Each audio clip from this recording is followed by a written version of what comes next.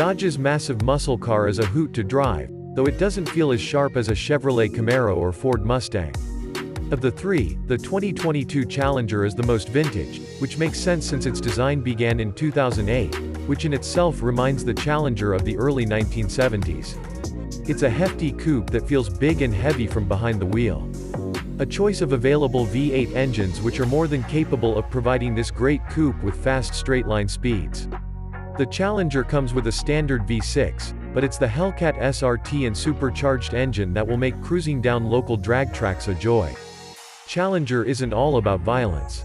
The ride is quite comfortable, even when choosing a model with a sportier suspension setup. Most of today's advanced driving aids are also available thanks to regular updates over the years. Overall, we love the Challenger, regardless of the date. For more on what we think about the 2022 Challenger. Challengers are always fun to drive. With a 6.4-liter V8, power is readily available in all gears at almost any speed. Tested the SRT Scat Pack Widebody with manual transmission. 0 to 60 miles per hour takes just 4.9 seconds. With the widebody package, it has a stiffer adaptive suspension than the standard SRT Scat Pack, but it doesn't spoil the ride. The ride quality on the highway is excellent, and the seat comfort is near upscale. The relatively quiet cabin helps make this a pleasant base for long trips. The Challenger is king among muscle coupes in passenger and cargo space. It is much more practical than crosstown competition and has the most spacious cabin in its segment. The rear seats don't quite fit all sizes, but they are much larger than competitors' rear seats and offer 3 seats versus 2. Outdoor visibility is generally poor, but that's typical for this segment. The blind spots on both shoulders are significant, and the windshield pillars block the forward view more than average.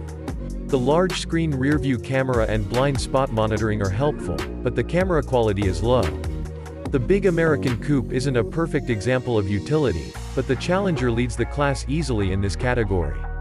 The trunk opening is large, and the capacity makes the class amazed with its medium-sized cargo space like a 16.2 cubic foot sedan. The back seat folds in a 60/40 split for extra utility. There's decent little storage throughout the cabin, but the cup holders are right behind the gearshift, which is a bit of a problem with the manual transmission.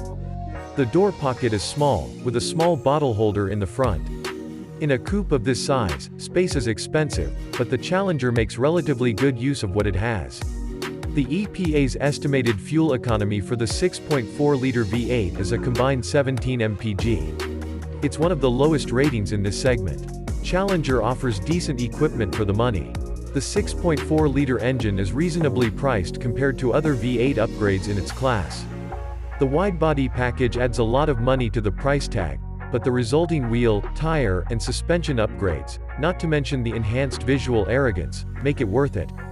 The build quality of the Challenger's interior is solid, but the quality of the materials becomes less appealing as you climb the trim ladder. Upon entering Hellcat territory, it becomes clear that it is paying for a big bike, not a beautiful interior design.